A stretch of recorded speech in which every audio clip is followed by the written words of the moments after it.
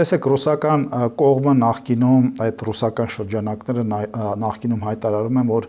Ռուսաստանին այլընտրանք չունի Հայաստանը եւ ասում են դե ուր պետքա գնա Հայաստանը, բացի մեզնից իրենք ոչ մեկին հետաքրքիր չեն։ Ու այս խոսույթը 20, 25, 30 տարի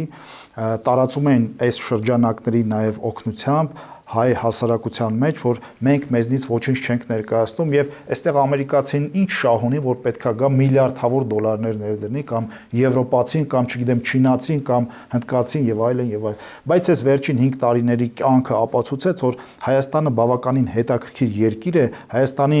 աշխարհագրական, ռազմավարական դիրքը այս տարածաշրջանում բավականին հետաքրքիր է, Հայաստանը ունի լուրջ մարդկային եւ ընդերքային պոտենցիալ ու այդ ամենը հետաքրքրում է պատկերացրեք համար առաջին գերտերությանը, այդ ամենը հետաքրքրում է օրինակ ամենամեծ բնակչություն ունեցող գերտերությանը, այդ ամենը հետաքրքրում է եվրոպական մայրցամաքի երկրներին ու այսպես շարունակ ու հիմա երբ որ այդ ամենը պարզվել է, որ Հայաստանը հետաքրքիր երկիր է, այս մարդիկ ընկել են, այսպես ասենք, ցնցումների մեջ եւ ասում են, որ ելի այլընտրանք չկա։ Ոչ, այդ այլընտրանքը մենք այլևս ունենք եւ մենք այլևս խաղալու ենք ոչ թե մեկ ընտրանքի պարագայում, այլ մենք խաղալու ենք հետեւյալ կերպ։ Մենք օրինակ ցանկանում ենք կառուցել ատոմակայան, խնդրեմ առաջարկեք մյուսների նման, եթե ձեր առաջարկները թե տեխնոլոգիապես, թե ֆինանսապես, թե